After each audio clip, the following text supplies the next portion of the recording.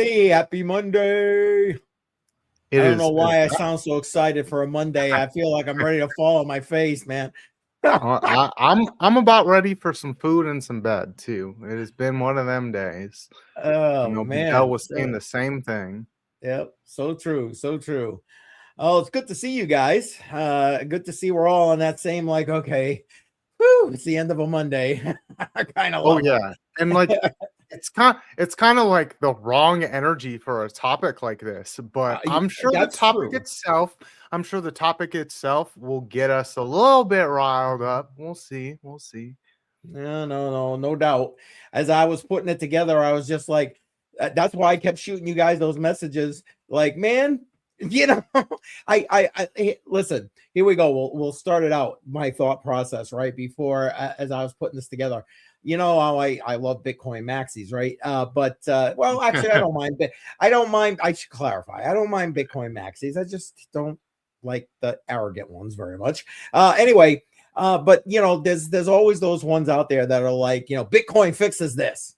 Bitcoin fixes this, and I felt like one of those guys when I was like, Sound Money fixes this, and I purposely chose Sound Money because I believe that there are multiple options. Don't get me wrong, I like the Bitcoin option, but there are some people, let's be honest, like I said, especially once you get around my age and up, that Bitcoin bit what, Well, I mean, there's people around my age where I'm like Bitcoin and they're like, oh, isn't that scam token? See? I'm like, see? The fake internet money is what a lot of people out here normally call it. Yep. Oh yeah. Yep. And that's kind of what I felt like when I was putting the stream together. But you know what, BC, I was glad to get your message back, and you said exactly what I was thinking, because I didn't put that in that messages very to you guys, and then you were like, but man, it's the money that's creating this, basically, is what you said. And it's so true. This is a fiat problem that we're going to talk about today. It's a whole lot deeper than just a fiat problem.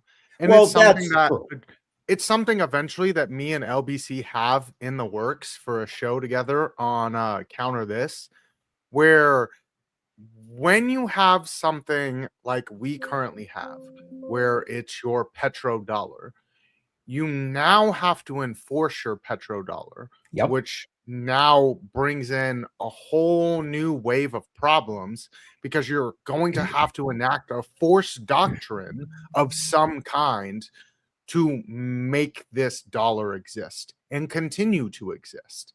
And that's that point that we're in. And we've seen it over and over again in my life.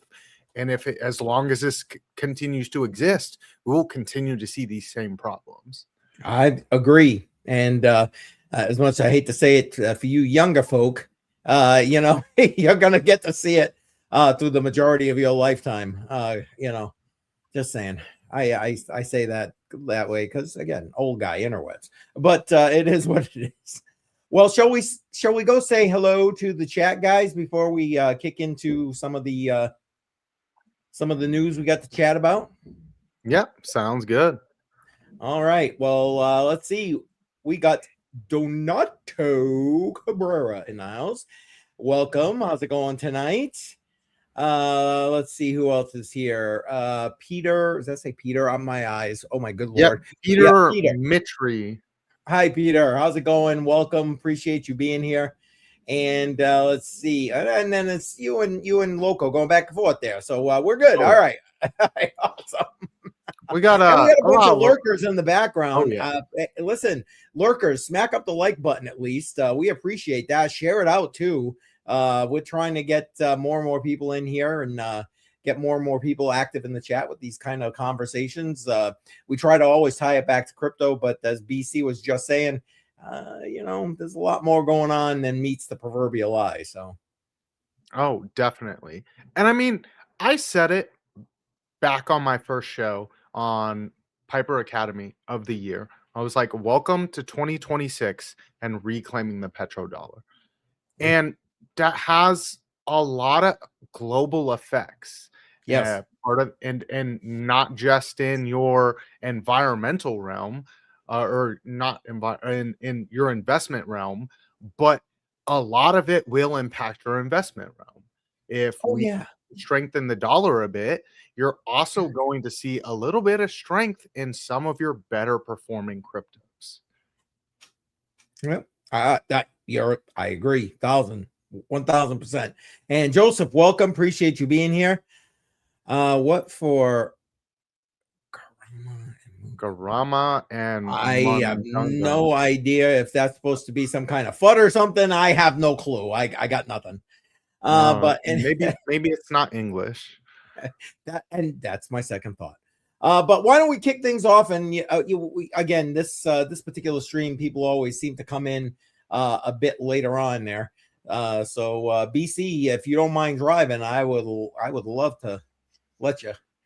I'm absolutely fine with it. I got the first one pulled up, and this one kind of starts off with the Venezuela news. So that was the first domino to really topple, and we all kind of saw the videos from it and all of that. And so this kind of brings into question what's next, because we saw Maduro get captured. He Yep. got extradited to the United States to stand for charges. Well, now the question is who's in charge? And we got a few other articles that'll kind of tie into this. But who's in charge of Venezuela and what happens next? The U.S. has attacked Venezuela and captured its president, Nicolas Maduro, with Donald Trump vowing to run the country until there is a proper transition of power. Venezuela's left-wing leader and his wife were captured at their compound and flown to the U.S. as part of a dramatic overnight special forces operation that also saw strikes on military bases. Maduro and First Lady Celia Flores have since been charged with weapon and drug offenses in New York. Trump also promises U.S. oil companies would move into the country and warned the U.S. would stage a second attack if needed. Venezuela's Vice President Delcy Rodriguez said the government was ready to defend while the attack has prompted international criticisms. What we kind of know so far, this kind of goes into the operation of it. Yep. I don't feel like we need to dive. No. I agree. You got that. the gist out there, and again, it's been in the news for a while now, so I think people probably got the idea. And again, everything that BC pulls up tonight and we talk about tonight, links are in the description. So by all means, go ahead and check that out on your own. And I want to just shout out Trade Intuitions in the house. Bingo Bangos in the chat, and Chuck Danger, I just saw you popping in there. Welcome, appreciate it. So what do you guys think about this? I it kind of surprised me, I'm not gonna lie. I've got mixed feelings about it, not gonna lie. But it brings me back to, I don't even know if they teach it in school anymore. It brings it back to you remember the Monroe Doctrine? I don't even know. Do they still teach that like in high school or whatever? I'm pretty sure they just gloss over it. Like I learned it, but I'm sure that a lot of people I went to school with already forgot about it, or like in one ear, out the other, or it's probably not as focused on. I'll have to ask my girl's son. He's in middle school, so there you go. There you go. I'd be interested to know if they even still teach that. And Jesse, see you. Jesse, emojis in the chat if you're on my channel. That's what this reminds me of. This whole, he talks about Greenland, and I think we'll probably end up touching on that somewhere here in this discussion as well. And then here we are grabbing Venezuela's president, and we're and basically blockading the country and all this other stuff. It's so Monroe Doctrine-esque, in my opinion. Oh yeah. I mean, what do you guys think?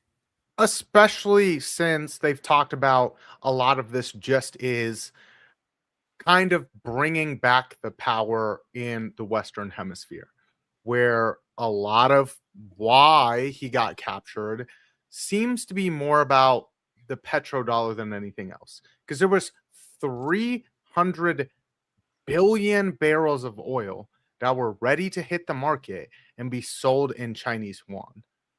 So that would have been a big shakeup to the petrodollar. You're talking about the dominance that we have would have been greatly diminished, and it's already been greatly diminished since we instituted the petrodollar in 1971.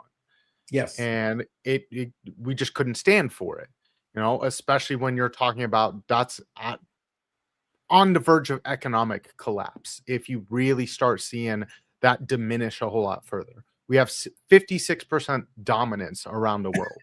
Yeah. And yep. Keep going. I'm not even going to interrupt you. You're saying what I already said. Oh, yeah. Well, 3 hours before that was the meeting with a Chinese ambassador and a Russian ambassador to sell these barrels of oil.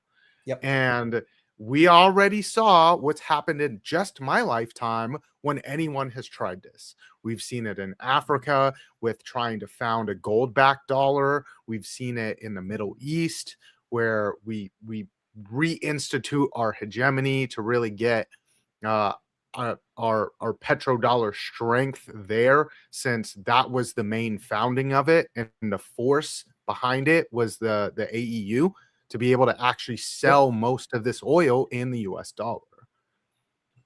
Yep. Yeah. That's how they were able to stabilize the dollar for this many, I mean, what, damn near 60 years at this point. Yeah. Yeah, exactly. I'll get the air quotes going. Right. Exactly. With for almost 60 years, given, even though we've seen what's happened with the purchasing power, you know what I mean? But yeah, you're spot on the money, man. Spot on the money. And anybody paying attention can, well, I would assume, can see it. Although they do try to hide it, man. And they've brainwashed at least one, I'd say two generations of people with regard to this. Like, people don't even question it anymore. I mean, I get it. Don't get me wrong. Everybody's just trying to survive, but like, you tell people this stuff and they look at you. It's like you just tilted the pinball machine. There's a reference for you old people. You tilted the pinball machine, I don't know. They really don't even try to hide it though. It's like we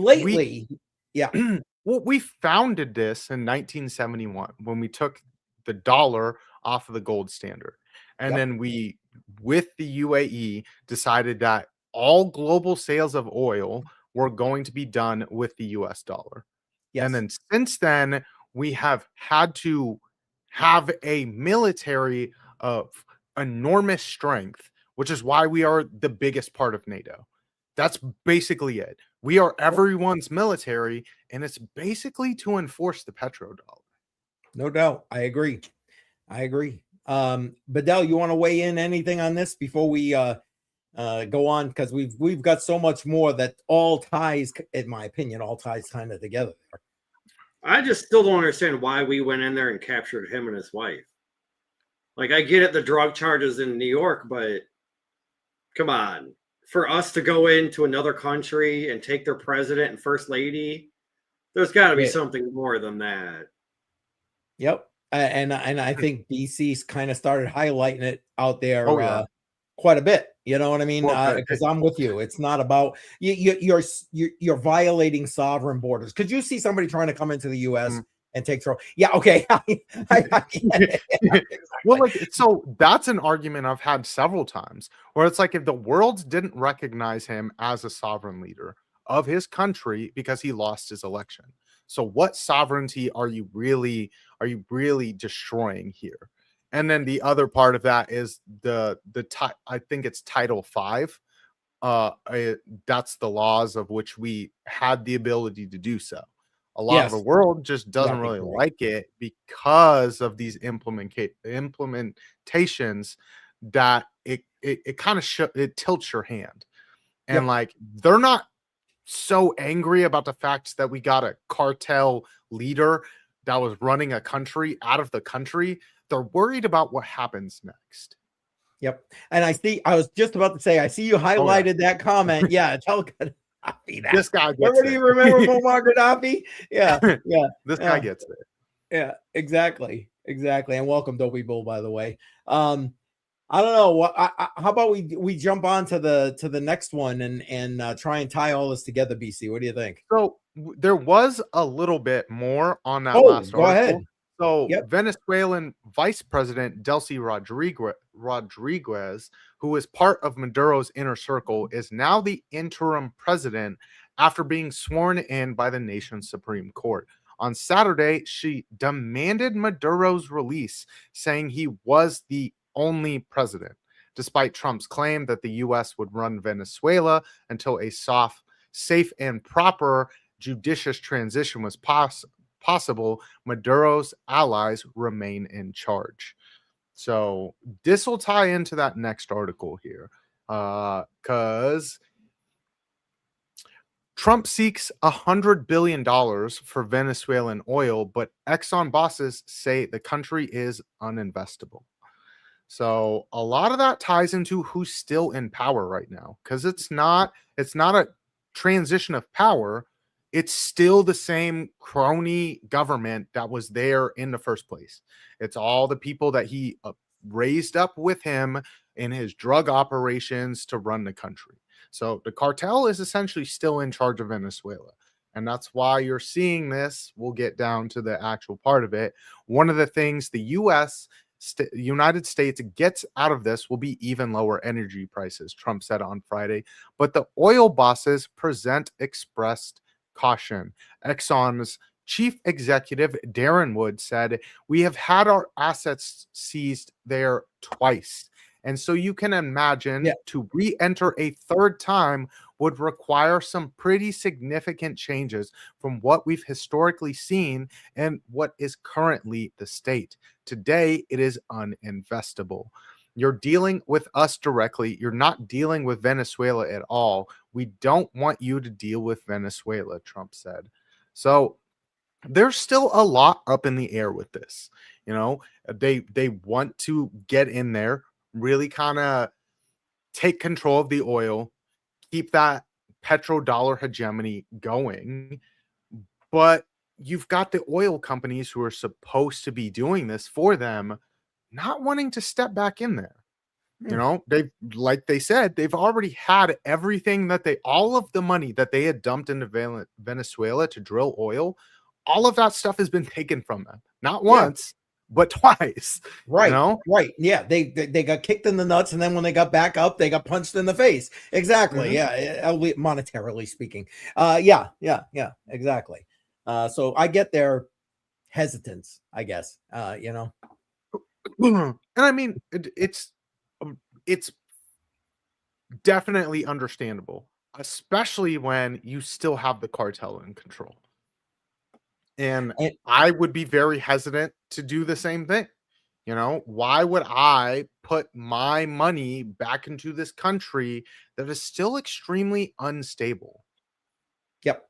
And I appreciate Donato's comment here, but my question is, are they really trying to stay neutral?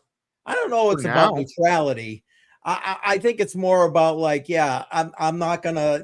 They kick me, they punch me. I'm not gonna let them shiv me this time. You know what I'm saying? Mm-hmm. I don't know. Well, I mean, especially with how unstable that country has been since its modern inception. You know, right? Venezuela has never been a super stable country, so I would also kind of want the same guarantees that there is some safety, that U.S. boots are on the ground if I'm going to be dumping $100 billion into this country to secure the petrodollar. So I wasn't planning on talking about this, but as you're mentioning this stuff, it reminds me that, like, wasn't it like maybe 8-10 years ago when, you know, crypto was really kind of starting to get out there? Didn't Venezuela come out with a petrodollar or something like that, or a petro coin that was tied to their oil, if I remember correctly? I'm pretty sure they did. They might have. Honestly, I didn't really pay a whole lot of attention to. I'm gonna have to go back and BC, man, I was kind of figuring you'd been all over that. I figured, you know, that listen, again, old man, I'm trying to dig back into those cobwebs there, and that sounds pretty familiar to me. And maybe somebody in the chat can clarify for me and put that out there. But my thought process for bringing that up was, so what do you think with Trump's heavy involvement in the cryptocurrency space? Do you see him trying to pull this whole situation that way again, or do you think it's strictly about US dollar? I mean, mostly I would say it's about US dollar, but like you also got to think he's got a stable coin. So he benefits from a stronger dollar in the crypto space no matter what. That's true. That's true. And then times have changed. They've also got they've got their wrapped Bitcoin, they've got their Ethereum. The US dollar doing better will eventually help all of these other things too. There's a big correlation between how the dollar performs and how these crypto projects do. And that's the way to do it there, Trade Intuition. Bingo bangos in the chat. That's right. You kick them in the nuts and you punch them in the face. There it is right there. Yeah, absolutely. We've had some people come in. Let's I see you highlighted a few things here. Let's see who we got. Jay Violet in the house. Appreciate you being here, Jay Violet. Welcome. Chuck Danger saying I maybe agree BlackRock has their hands in both pockets. Yeah, well, you know what? Yep. Right about that, Chuck Danger. I'm 100% behind you in that comment. Absolutely. Of course they do. They got their hands in everything, literally everything. Oh yeah. Johnny December in the house. Welcome. Appreciate you being here. Did I miss any other comment? Oh, what's this? Greenland's pretty stable. Now, didn't Marco Rubio just go to Denmark to talk some kind of talks or something? Didn't that just happen like today or yesterday? I thought I heard something about that. I honestly have not been up with the news today because I was not feeling well. So okay, could have happened. But if it did, I'm sure I will talk about it tomorrow morning on my show. Listen, I've been I've had my own things going on today, but then trying to keep up with everything, it's been like you taking that water from the pipe instead of the hose. It's kind of been trying to get it like that today. Oh, and is Chuck Danger saying, so that was El Salvador that did that? There we go. Okay, thank you, Chuck Danger. Appreciate that. Okay. Sorry, BC or Badel, do you want to throw anything else in there before we move on? Because we still got a couple of articles to go over here. No, just the whole thing about making, I want to say electrical, but there was something about making electrical prices cheaper. Maybe it wasn't electrical. Energy prices, which then also it would help electrical costs as well. Yeah, but it's like, okay, we're trying to save us on energy costs, but yet us consumers, are we ever going to see that savings? Probably not. No. I mean, it really depends. It depends on how much your dollar is strengthened, how much of this oil we actually are using to produce our energy. There's other factors that kind of go into this. The nuclear space has been going crazy. Absolutely. So that I feel will help our energy costs more than anything. Right. I agree with you, but I mean, I don't know about you guys, but I mean, I can tell you in this area, looking at like my kids' electricity bills and my own electricity bill, the delivery charges have like doubled. The delivery charge. Let me use my air quotes because please. Anyway, have like doubled, and I mean, I'm talking like it's more than you actually use in electricity. There's a lot of fugazi things going on with regard to this whole situation. And again, I'm trying to keep the language in check here. If this was crypto on the rocks, I'd already be swearing. But anyway.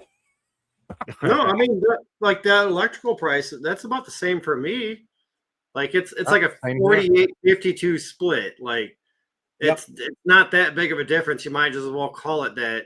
For every $3 of gas you're buying, they're going to charge you $6 for, and you're like, well, and I'm forgetting it. Yeah.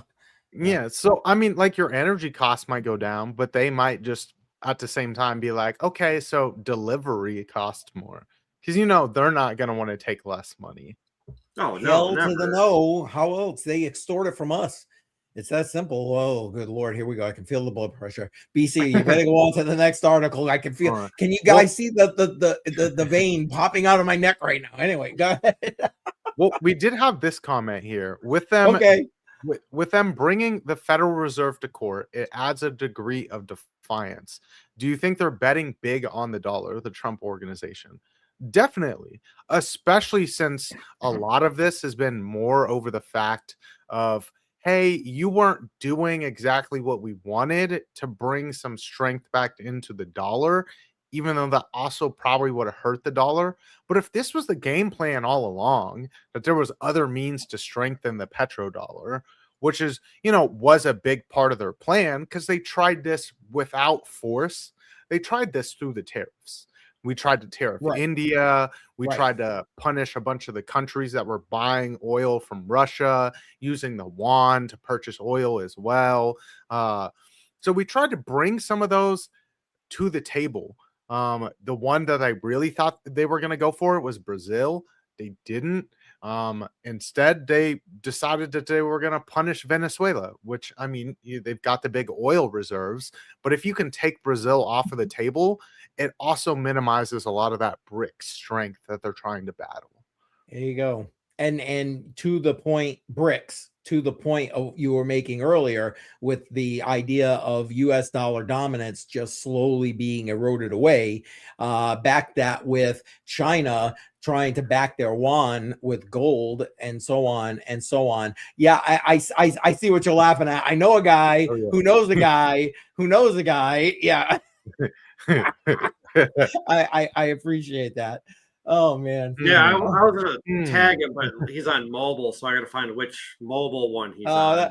We'll bring it up right here. We just did. We got it, man. We got you. Yeah. It's true. No, I know a guy that knows a guy. I watched some videos back when they were first coming out with the smart meters.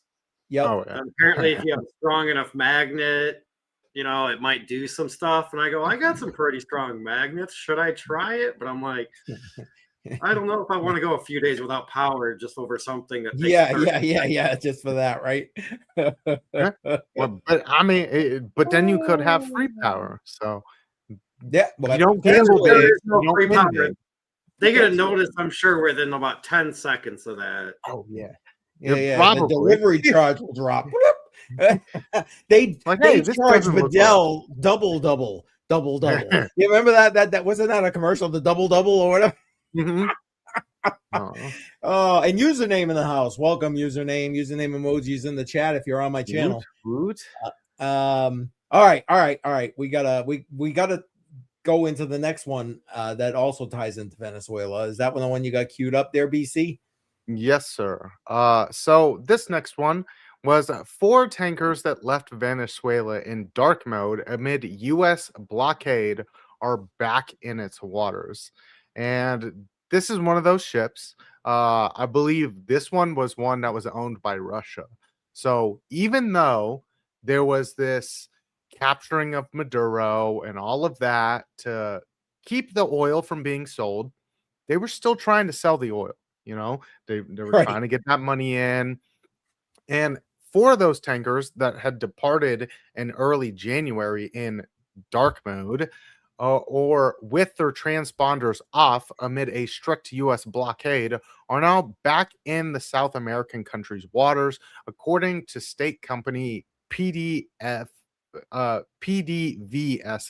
and monitoring service tackertrankers.com. So kind of keeping this under wraps for now. A little bit of oil that did not manage to hit the markets. All good for the United States and the petrodollar. And it's really part of that force doctrine that I was talking about in the beginning that you have to use if you want to keep this petrodollar going. And this is going to entail a lot more force going forward. We've already been through a whole lot in several countries, and this is just going to be the latest one, and we will continue to see this unfold until we actually are able to get our hands on some of this. Yep. Nope, and around it. Yes, I agree. And I brought up usernames comment here. Yes, dark mode. You know that we're talking transponders here, not cookies. But you know that's all right. I've missed username. I've missed seeing them in some of the streams here. Yeah, exactly. Yeah, no, I'm with you. I'm with you, BC. It's just it's an ever increasing amount of escalation. You know, around the globe, and I gotta say, predominantly by the U.S. Hence the whole idea of keeping the U.S. dollar or petrodollar hegemony, like you mentioned. It's like I said, I got very mixed feelings with regard to that. Oh, you know what I'm saying? Well, and it's really putting people in a position where it's like you either use the petrodollar or this is what could happen to you. And exactly. In some ways where it's like it'd be nice, since I am an American, to live in an American empire where, you know, our dollar is doing well, but also at the same time the repercussions of using force are never positive.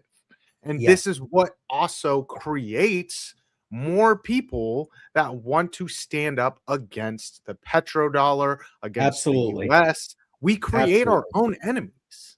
Yes, I couldn't have said that any better. That's absolutely exactly correct. And now you got to look at it from different lenses here. The short-term lens, does it help the US?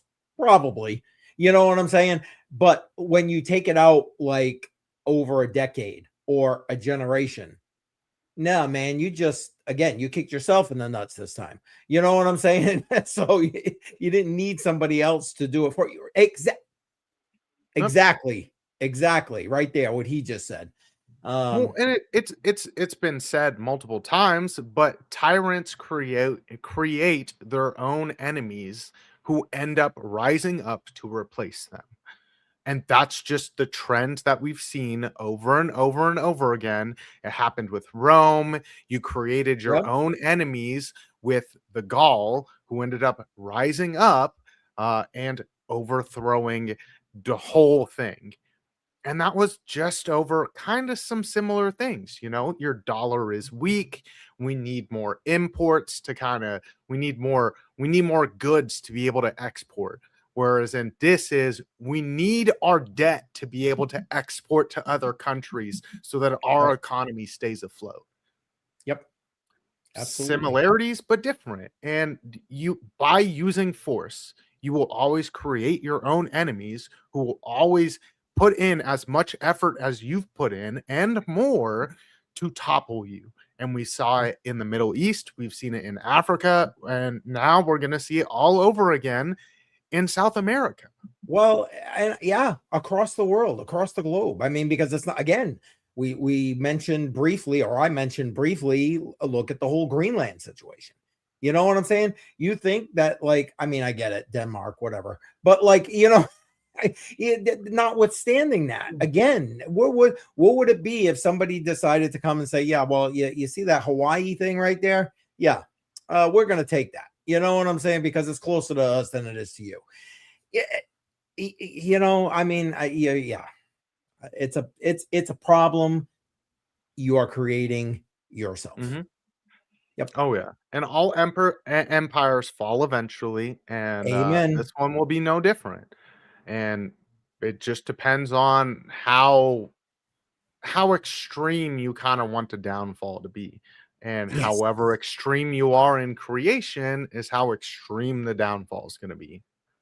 Well, and that is what plays, in my opinion, to this whole situation with like the petrodollar, as we're talking about it today. You know what they're doing with this whole current system, this current economic system of thievery, because that's basically what it is what's creating this new resurgence, hell, right here in the United States, for stuff like sound money. That's why you got people like Daniel Diaz running around state to state trying to make gold and silver legal tender again. That's why you've got things like Bitcoin that is just getting adopted left and right and slowly infiltrating the TradFi system, Wall Street, etc. And what's going to happen? They're building the rails. Right now, it's stable coins primarily, right? They're building these rails behind the scenes to run these stable coins to keep their dinosaur alive a little bit longer. But what's going to eventually end up happening? These new things are going to run on these new rails, and the old system is just going to, and that's it. Okay, rant over. Man.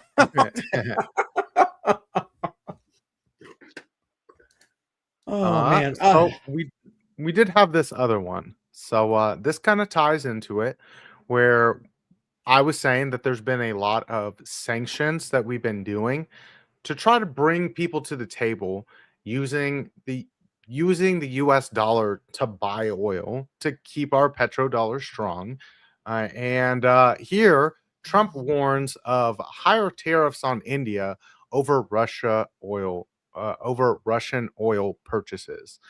And the United States could raise tariffs on India if New Delhi does not meet Washington's demand to curb purchases of Russian oil, President Donald Trump said on Sunday, escalating the pressure on the South Asian country as trade talks remain inconclusive. Prime Minister Narendra Modi is a good guy. Nailed it. He knew I was not happy, and it was important to make me happy, Trump said aboard Air Force One. They do trade, and we can raise tariffs on them very quickly, Trump said in response to a question on India's Russian oil purchases. India's Commerce Ministry did not immediately respond to a request for comment. Trump's comments follows months of trade negotiations with the U.S., doubled import tariffs on Indian goods to 50% last year as a punishment for its heavy buying of Russian oil. Indian markets reacted on Monday with the information. Technology stocks, they're nifty, falling 2.5% to its lowest in more than a month as investors worry that strained trade relations could further a delay of U.S.-India trade deal. So we've really tried in multiple ways to get these countries to the table, to keep that petrodollar strong. Yep. And this brings more tensions to that global stage. They've already got 50% tariffs. How much higher is that going to go? Is this going to be the new China negotiation where it's like 156% tariffs on you? Right. Well, that only matters if the Supreme Court rules in his favor at this point, because didn't that ruling, everybody's bracing for that this past Friday, but they delayed it or whatever. They didn't put out the ruling yet. 14th. So it'll be the 14th. Oh, it is the 14th. Okay. Yeah. Thank you for putting that out there. I was unaware of that. So there we go. So that all that article matters only if. Well, so it matters on part of it because the sweeping flat tariff of 10% is what they're really kind of trying to fight with. Whereas it's like, you can't tariff the entire world. This is unacceptable.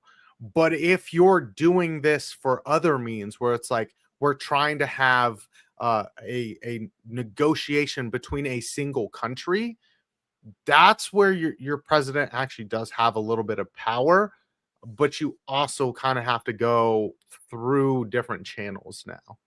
So you do have your majority in Congress still. So you would be able to kind of potentially still have these tariffs go into effect on singular countries. Okay, but that's more like a treaty. I know that's probably not the correct word there, but like a trade deal type thing. Yeah. Thank you. Yeah, exactly. Then a hey, I'm gonna just throw tariff on you. Yeah, tariff. You get a You know, tariff. You get a yeah, tariff. You exactly. get a tariff. He's throwing a tariff on them because they're dealing with another country for oil and not us. Well, I mean, they have the right to do that. I mean, see, any country has the right to trade with any other country. Why are we putting our foot down and going, no, you can't do that? Because US dollar.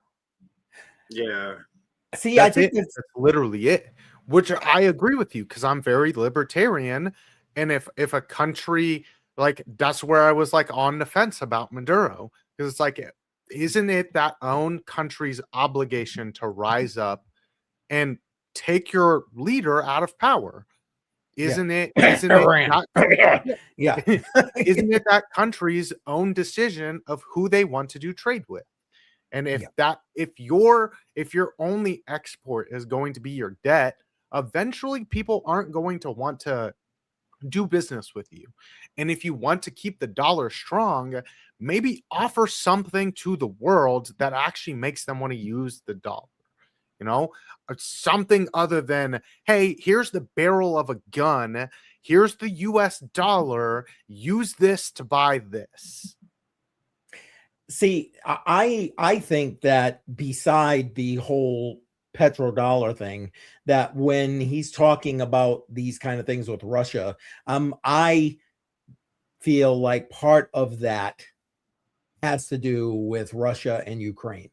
That's a part of his way to do a little bit of arm twisting with Gorbachev. Oh my God, I just flashed back to the 80s.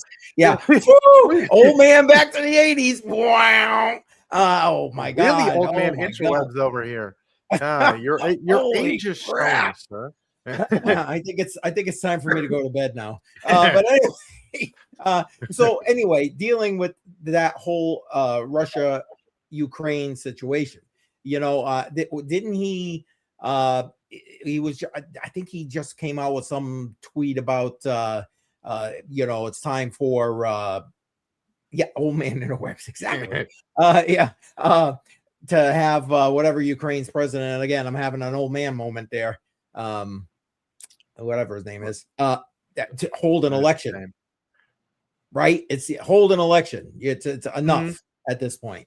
So anyway, but I don't know. I feel there's in that arena anyway, there's a little more at play than just the petrodollar. Oh, well, I mean, there's multiple factors in that one, but like the biggest part of that is the fact that Russia has been trying to join BRICS, and China's really not gonna put a giant dent. Alone, Russia's not really gonna put a giant dent. Brazil alone isn't gonna put a giant dent. But when you have these countries all together that are like, hey, we're going to do what you were doing, but instead we're going to use this currency. And you have your largest beef producer in the world. You have one of your largest country that has oil refineries in the world. Your biggest producer of goods in the world, all coming together. You know, if you want to keep your dollar strong, you're going to have to do something. Yep. And India is already part of that coalition as well. So and listen, I'm with you two guys. You know, that would be like somebody else telling the United States who we can do business with. I'm with you. You know what I'm saying? That countries need to decide who their dance partners are as far as trade is concerned. You know what I mean? Definitely. And, you know, that's why, even though it might hurt us, maybe we need a little bit of pain to come back and sit down and be like, hey, what we've been doing worked for a little while. It didn't work very well. We were really kind of brutal about how we handled things. But maybe let's sit down and come up with a new idea of how we actually provide value to the world besides, you know, just being the world's military in coincidence with making sure that oil is bought with the US dollar. There you go. There you go. And I just want to shout out Automatic Beats. Appreciate you being here. If I didn't already, welcome. There he is. Automatic Beats is in the house. And I think I just saw, yep, there he is. All set. Welcome. Appreciate you guys jumping on in here. I think we got one more thing to go over, don't we, BC? Yes, sir, we do. And All then right. this kind of ties into what's been going on with Venezuela and what might happen next. So, Puerto Rico's forgotten military bases become crucial in Trump's plan for American dominance.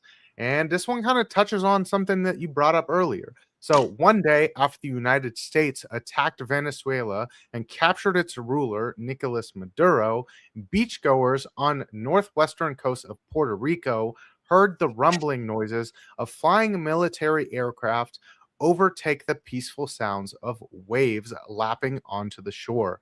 For those in the city known for its surfing and beach life, the sights and roars of fighter jets and Reaper drones were a reminder that just a few miles away, the air facilities of a once shuttered U.S. military base have gained renewed importance in President Donald Trump's plan to assert American dominance in the Western Hemisphere, aka that Monroe Doctrine. While Puerto Rico has long since considered a crucial U.S. military asset because of its location, much of the robust military infrastructure and training facilities established on the island shuttered after the end of the Cold War because of cuts in military spending and local opposition over the environment and health effects of artillery and hardware used in target practice for decades. The forgotten military facilities are now being revived amid Trump's new military push in the Western Hemisphere and his warnings following Maduro's capture of the possibility of new U.S. military attacks in Venezuela. There you go. No? Add Greenland into that. Just saying. Mhm. I know I keep saying that, but I mean, seriously. Well, and that's that force doctrine that I was talking about. And this is those we are now arming up at rates that we haven't seen in a little while, all for the petrodollar all over again. Anyone who writes waves lapping is full of poop. Who talks like that besides Badel? Oh man, that's funny. Okay. Couple of questions, I guess. I'd be interested to see what you guys think. So, assuming that this whole empire building thing, he continues in this regard, keeping this Western Hemisphere as ours, get the hell out kind of scenario. Okay, one, how do you think that plays for the midterms? And two, how do you think that plays when? I'm not even going to say when China decides it's time to go see Taiwan or it's time to go knock on Japan's door. Because what are they going to say? They're going to be like, yo, this is ours. That's yours. Get the fuck out. Oh, there it goes. And you're demonetized. Anyway, but I don't know. What do you guys think about that? So, I mean, there's two kind of ways to look at it. I'm aware. Thank you, username. Yeah, we talked about that earlier. Exactly. ECM is old enough to remember when it was actually put into effect. Sorry, I couldn't help myself. Nah, that's all right. It was deserved. That's all right. That was good. All right, go ahead. You guys tell me what you think about what I. So I mean, there's kind of two effects of it, where it's like, how successful is this, and how beneficial is it to the American people? So if this is beneficial, we end up strengthening our dollar. We see some lower energy costs. We have a little more ability to manufacture goods at home if we end up getting Greenland. Because here's the thing: Denmark sold us the U.S. Virgin Islands for $25 million. They don't really have the military might to kind of stand against the U.S. if we decide to do such a thing. It just depends on kind of the backlash, where it's like, how does the left really look at it? How is some of the right that's been wavering on some of these decisions kind of look at it. Is this seen as more of an American first type thing? Is this actually doing anything that benefits America first? Because if not, then you're really going to see that backlash come midterms. And then you're really going to struggle continuing on this mission of bringing the US dollar back to strength and kind of putting in the groundwork to see the US do okay with manufacturing jobs and things like that. Okay, sounds. I think you're 100% right.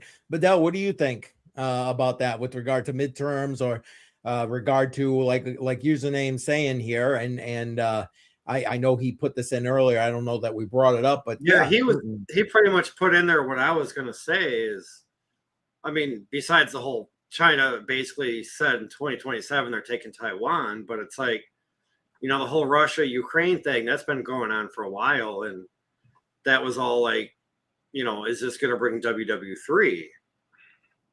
And then it's like, okay, and then you look at all these other countries that are fighting, and then now the U.S. is just taking over countries by show of force.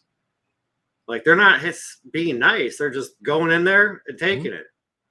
But it's like, this is ours now until you follow what we say. Then you can have it back, maybe. But you can have it back, maybe. No, that's well put. That's about right. Yeah, and I think it's just maybe America is just spreading its forces. Yeah, eventually it's really what we're seeing globally. It's like what empire is about to win? Yeah, is it going to be the U.S.? Are we going to have the U.S. dollar really being that strong force? Or are we going to see like Russia and China and their partners kind of take that forefront of the world? And for the most part, it has been very boots. It hasn't really been boots on the ground. No boots on the ground. Yep. And because for now, I think everyone wants to avoid that World War III because that benefits absolutely nobody. Nobody wins in that scenario. So as long as we can keep that, and this is more of a like empire building here and empire building there, and then we kind of clash on the economy side, who's going to come out on top, who built the strongest economy with their partnerships and the territories that they seized, and how well are you going to be able to build AI? Because a lot of these moves are not just about the petrodollar.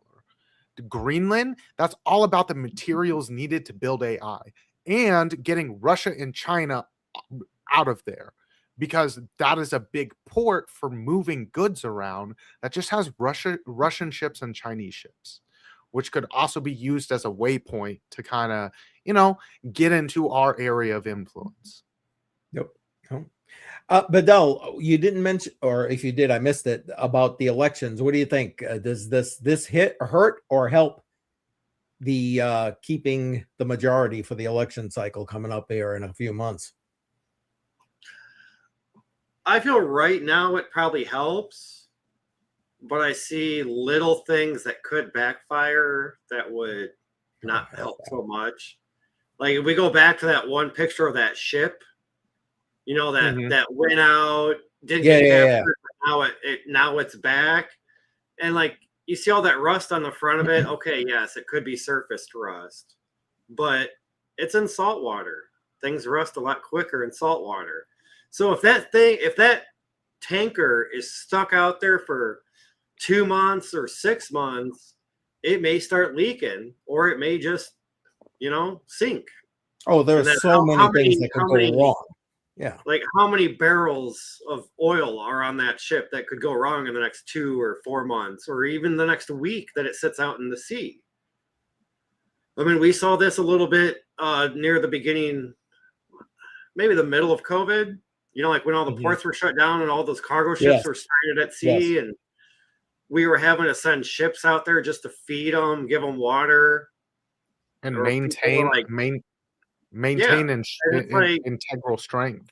I mean, okay, yeah, he stopped the oil from being sold, but if you think about the next 3 months, maybe 6 months, that ship's is it gonna dock? Is it gonna unload? or is it just going to be stuck out in the open waters?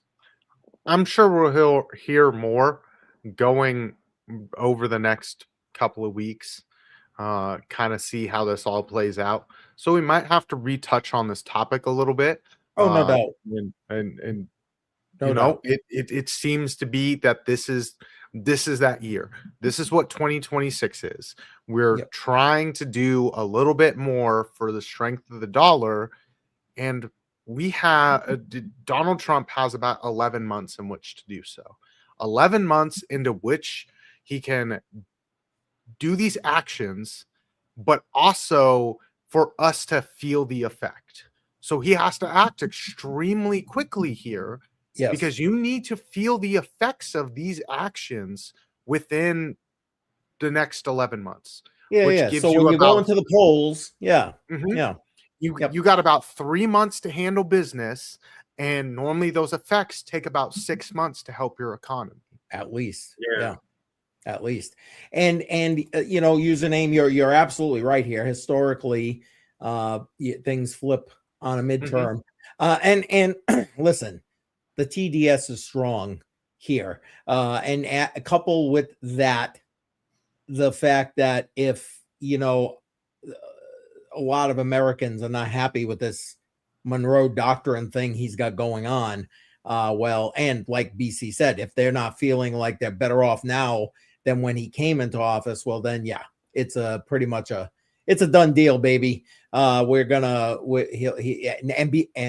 username's right. Then the next thing it'll be like it was back in his first term, impeachment after impeachment after impeachment hearing. You know, it'll be a gridlocked government again. Well, not that it's super functional now, but like, but it'll be much worse then, in my opinion. All right, I want to ask one more question with you guys, and get your think about it.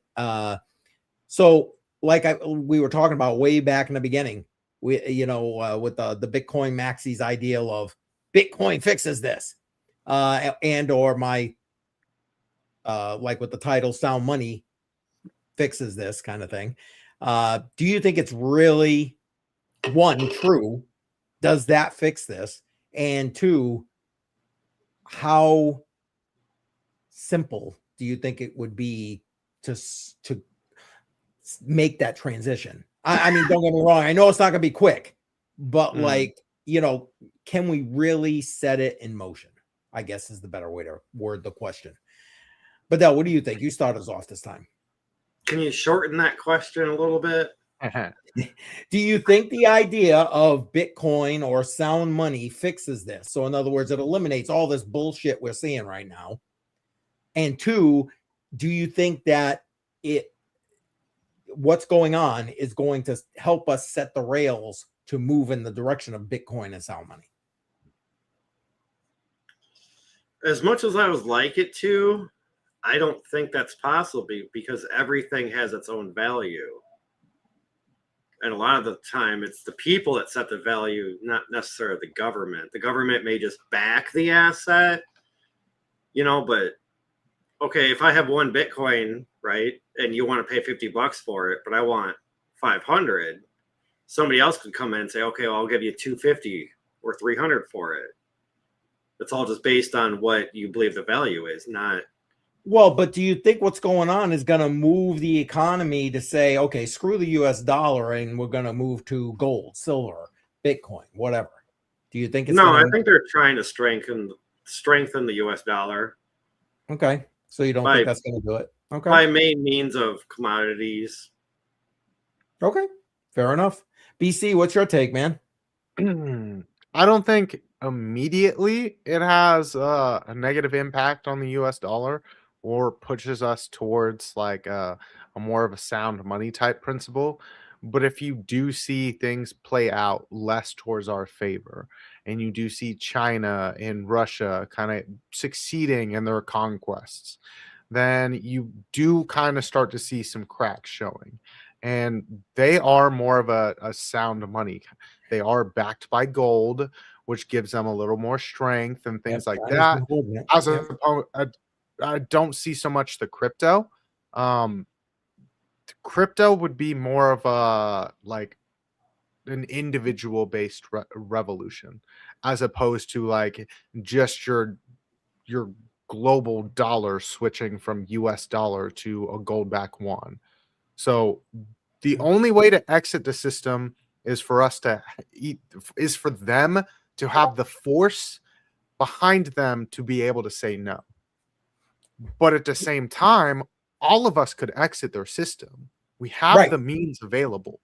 And so if we kind of take that off of the table before they can even make these decisions, that would be ideal. But I don't think the people are ready for that.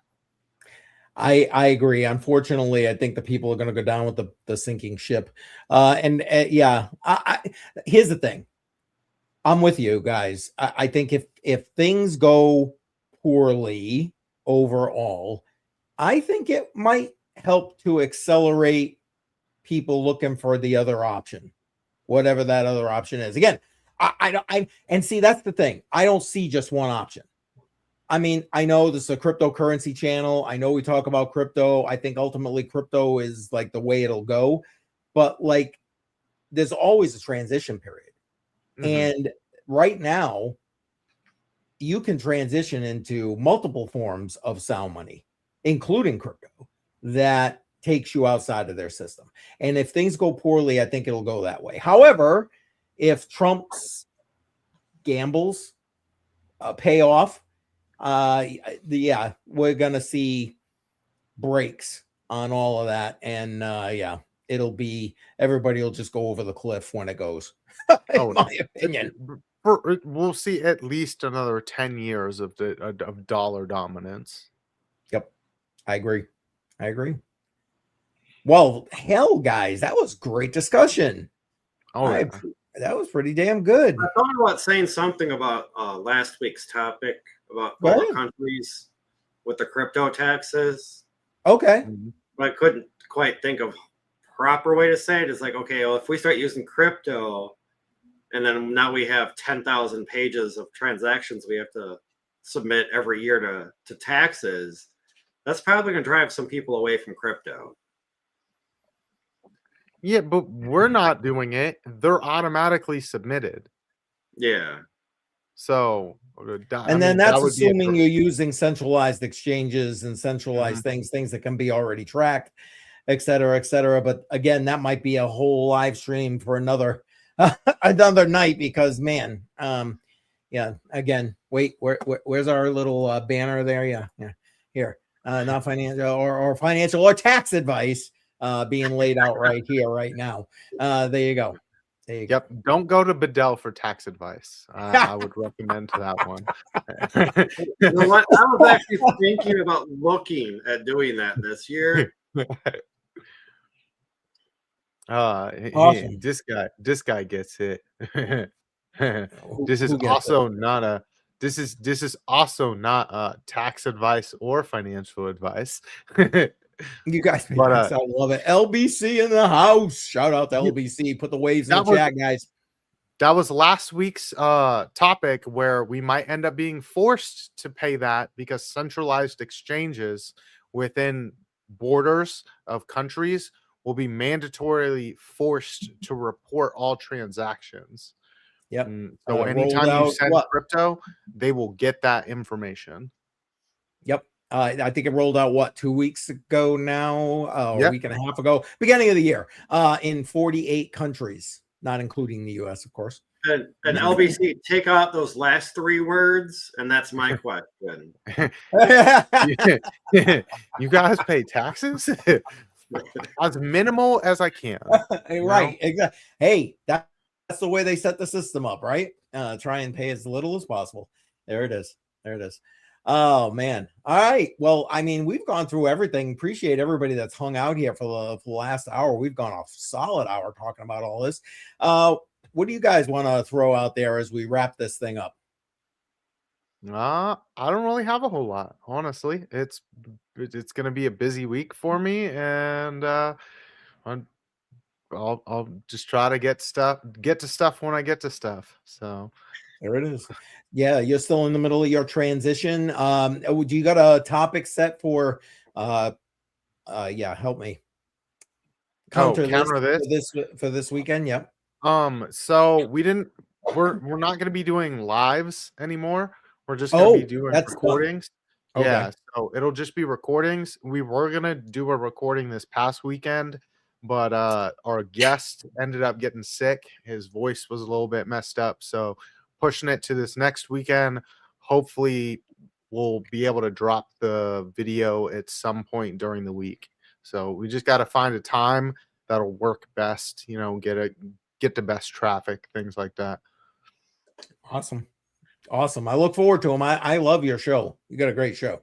So I appreciate it. Me and LBC do our best. Yeah, you guys are awesome. Okay, so if that's pretty much what you got going on, what about you, Badel? Anything you want to throw out? Unfortunately, today is over. It was the best day of the week. We had like 50-degree weather and sun from like 7 till 4. Rest of the week is rainy, snowy, and Friday, Saturday is a high of like 13 and 14.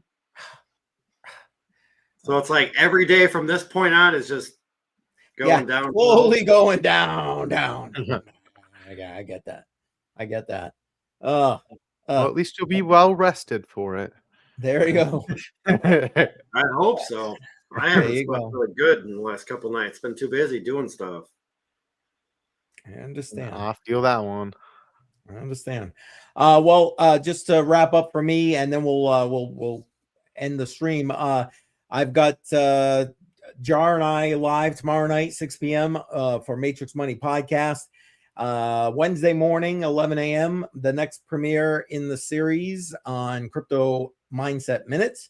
We've been basically breaking down what makes sound money before we move into more deeper economic topics about like what is inflation, et cetera. Anyway, so that's Wednesday, 11 a.m. And then of course this Friday, Crypto on the Rocks at 7 p.m. on the Eastern time zone. That's what I got. And then of course the three of us will be back here to educate you guys next Monday night. Yeah, I say that. You guys usually educate us. I'm just not sure. You want to hear a little twist of my dryer dilemma on Friday? Uh-oh. You know how the tech came on Thursday, ordered the new main board, said we'll be back next Friday? Yep. Yeah. You know what showed up at my house today? The main board for the dryer. Oh, nice. And I'm like, I guess, but it's not Monday. He's not going to be here till Friday. It can't be that hard. Like, oh God, oh boy. But it's like, no, it's under warranty. I was like, when she got home, I was like, hey, you should call them and like tell them to call that tech and be like, hey, the main board's at the house. Oh, that's a good idea. Well, nothing wrong with poking them and saying, hey, man, it's here. Come on, do it. And get your butt in gear. Yeah. Exactly. I need my dryer. He delivered here. I just got home from work and there's a box GE appliance on the side. I'm like, oh, okay. Nice. Well, we look forward to the follow-up on Friday night. You can let us know. Yeah, I know, right? I know.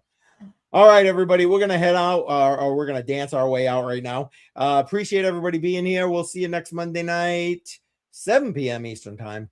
And, all right. Have a good night, everybody. Thanks for being here. Take care. Night, all. Yeah. Yeah, fingers frozen, call it ice on my grip. Wallet getting heavy, yeah, it's making me trip. Charge doing backflips, but I'm steady, don't slip. Never fold, got a diamond script, no eclipse. Wolves in the market, they circle and pray. I'm a bull on parade, charging every payday. Paper hands crumble, they just fade away. I'm stacking sats, building castles where I stay. Diamond hands, I ain't letting it go. Stacking up, yeah, I'm watching it grow. Riding waves, yeah, I'm surfing the flow. Up and down, but my faith never low. Diamond hands, yeah, they gleam and they shine.